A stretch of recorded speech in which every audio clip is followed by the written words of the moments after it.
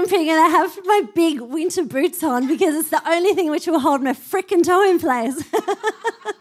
But I'll tell you about that in a minute. I was listening to Jane and I was like, oh my God, we're from the same mother. She's like, I was like, this disruptor and how awesome is she? And she's so freaking cool.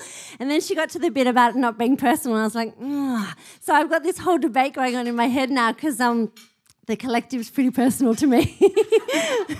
But I get what you're saying and I really get it. And I do also have to separate that from myself sometimes. So I'm just going to rant. It was so great to hear from the other three women and I feel like I'm like, it was all so good. I'm like, you stole that. It was all good. No, it was awesome to hear. So who knows about the collective? Okay, that's good. Thank you. So, I'll talk a little bit about that. Then I might talk a little bit about my time on Necker, if anyone wants to know about what Richard's like, and it was pretty extraordinary. So I did launch the collective on the 4th of March last year with absolutely no prior knowledge about magazines at all. And so why wouldn't you in an industry that's completely dying on its ass? Logical. And none of my staff, of whom I had 3 at the time, knew anything about magazines either. But what I did know was that I was sick to death of all the salacious gossip and the, excuse me, sorry, Heidi's mum, I'll say BS, I won't say bullshit, that was happening in the media and all the negativity and all the crap that was out there. And like many of you, I'd been fortunate enough to surround myself with extraordinary women and men and networks, and I felt like I was living in a bit of a bubble, and so I felt that I wanted to take something. I'd been working, with books, as Hyde said. We've done over 400 books now, which was a whole other story and a very big accident how I fell into that. And what was your name over there? You know who I'm talking. Rachel just brought, can you hold that up? I wrote, this is my first book, Happiness Is, that I accidentally wrote like 10 years ago, and Rachel brought that along today, which is so divine. I wrote that, I will go back a little bit, I wrote that 10 years ago when I had no idea about publishing, and that was sort of my first disruptive play.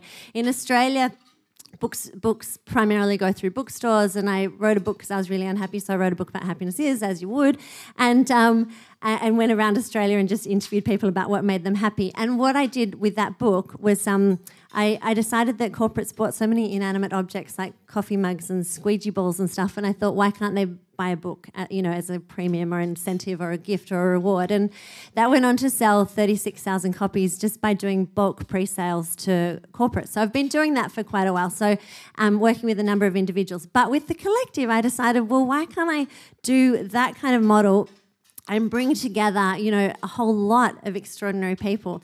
And so we just, that one there is our 16th issue, and we're now in 35 countries, which is pretty cool, and it's much, much bigger than the print magazine. And so, I think sometimes when people say to you, are you mad?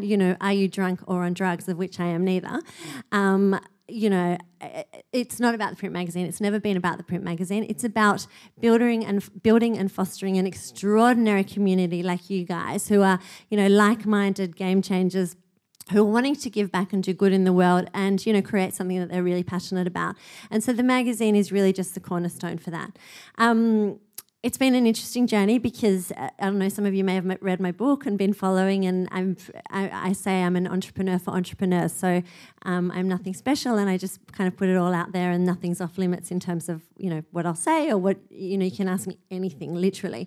But it's expensive, so a lot of, each print issue alone, and now I have 18 different revenue streams and essentially business units coming off the back of the collective, and the 35 countries, etc., and multiple distribution channels. In Australia we're in 3,506 news agencies, we're in every Virgin, Qantas, Emirates lounge, we're in Coles, we're in Woolworths. It goes on, and that's one country. In the US, we're in every single Barnes & Noble store. I think there's 780. We're in all LAX, JFK. Like, it's a big, big logistical, unwieldy thing right now.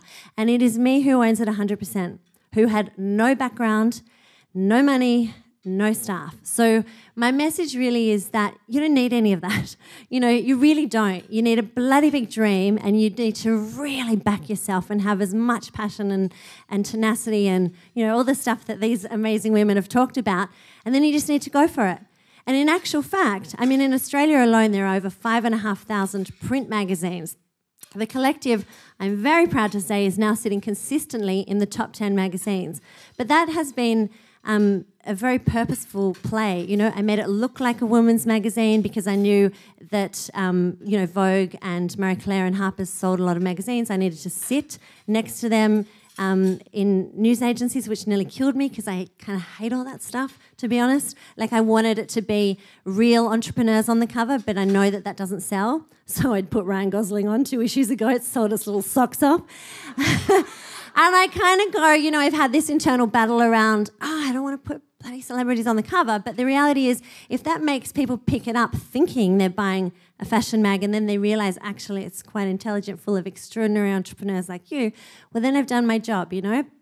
The packaging is kind of irrelevant. So I've purposely made it look like a design and a you know, fashion magazine. So anyway, that's a bit about the story. Incredible things have happened, you know, when you really believe in yourself and you know, invest in yourself. And I'll tell a couple of quick stories. How am I going for time? Am I right? So little things like last year in October, there was the Global Magazine Congress, and I thought, well, maybe I should go along and see if I know what I'm doing. Turns out I did, which was quite handy. But the first night, you know, when you invest in yourself, and I do this a lot now, like I'll spend money to go overseas, and it's, you know, it's a lot of money. And on the first night, I met Martha Stewart's vice president. Anyway, she said to me, oh, well, I was telling you about the Collective. She said, well, if you're coming to New York, you know, you should come to the Martha Stewart offices and have a look. And I said, well, I'm going to be there in 3 days, so that's great. And on the next day, I met this guy, Philippe, who's the global syndication manager for the New York Times, which was amazing. You know, having been publishing books for so long, everyone always says to me, you know, I want to be on the New York Times bestseller list. But what they do is, I think it's like this unattainable thing that's on the moon. And I don't know why we do that to ourselves. So some of the things I've learned in the last year is, I said to Philippe, well, I'm going to go to New York in 3 days. And he said, I can get you into the page 1 editorial meeting, which is phenomenal. It's 18 divisional editors, so every editor of the New York Times gets together in a big boardroom and they discuss what's going to be on the front page of the New York Times the next day. And I've now been invited to do that twice. And so the Martha Stewart thing and the New York Times thing, you know, extraordinary, wow, pinch myself moments, you know? But much, much, much, much more than that, the real takeout for me on both of those occasions was they're just like us. And that has been the biggest thing in this journey. You know, the Collective's getting pretty big now, and I do have the amazing opportunity to meet lots of incredible people, but the closer I get to them all, I go, they're just kind of daggy. They just go home and put their Ugg boots on with their dog like me. You know, they do. They really do. And so that has made me realise that, you know, that's lifted me up, aside from our community who every day, and thank you for those of you who do it, because, you know, that really keeps me going. People going, oh my God, I read the Collective and it gave me the courage to step up to the next level of business, or I started my business. It's just so many beautiful stories. So that is amazing. And then also these opportunities with these people who have a lot of, you know, the spin and the hype and the PR machine around them and things, and then I go, they're just like us. I was going to talk about the financing stuff, but maybe we can talk about that in the questions, because it's kind of long, about how I've financed it, because it's kind of a big one about, you know, I don't believe that money is the only currency, and so we've worked a lot with like-minded, non-competing partners, and so feel free to ask me that when I'm up there. But I'll just finish in the essence of time talking about my experience on Necker. So I got invited about 4 months ago to this email popped into my inbox saying, would you like to come to Richard Branson's private island Necker? And I said, yes, I would. Funnily enough. Thank you very much. That was a no-brainer. And so I arrived there about a week ago. I've just got back on Saturday, and it was the single most phenomenal experience of my entire life. He had just, you know, the whole Galactica thing had just happened, and so it was questionable, you know, will he actually turn up? And we arrived, it took me 3 flights to get to the Tortola, which is in the British Virgin Islands, and then you kind of get in this white James Bond boat and go for like 40 minutes through all the other islands. It's very exciting. And we got there about 5 o'clock, and then Richard turned up the next morning at 10, and as he had said, and we met him in his living room, which is kind of next to his house, which is what he built for the elders, so Nelson Mandela and Jimmy Carter and all those guys. And so that's where we sat with him. And he walked in his board shorts and his bare feet, and he sat down and put his feet up on the coffee table and said hi. And he's the most extraordinary, humble, down-to-earth. I mean, this is his home. He lives on Necker 6 months of the year and then travel. Him and his wife Joan travel the rest of the year pretty much, you know, speaking and doing everything he does. And you know, he just had us in his home, and we had all the meals with him, and he's just like a really normal, but, you know, abnormal because he's extraordinary kind of a guy, but very simple, and yeah, and so I can answer more stuff about that. The funny thing was I did break my toe on Necker and I told Richard this, and he thought it was hysterical, and I was telling the girls this morning, and I said, even though it's really painful, actually sometimes these things are the best things. He will never forget me because I said to him, Richard, if you forget about the collective, which he won't because he's just agreed to put it in every room. I think there's 15 rooms. It takes 30 people at a time. So the collective will be in every room, every issue, which is very exciting because the...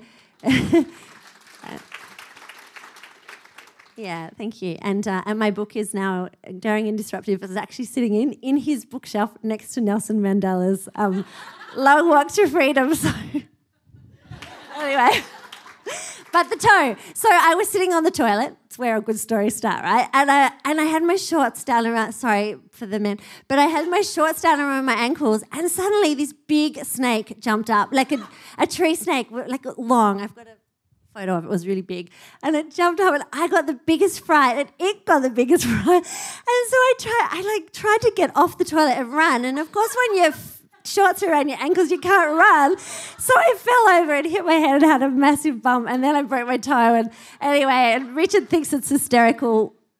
Are we filming? Yeah, I better not say what he's... I will, or I better not. I will say it because he said it. He said it in front of 28 other people. He goes, it was the weirdest thing. He goes, I was the snake, you know. And I was like, that is really weird.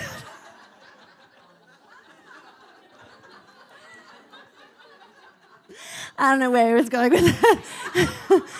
Anyway, it was a truly amazing experience. And I'm planning on going back within the next 6 months because, you know, that kind of opportunity just doesn't happen all the time. And yeah, amazing, amazing, amazing place. Anyway, I will shut up, but when we're up there, feel free to ask anything. Nothing is off limits at all about snakes, financials, whatever. Thank you.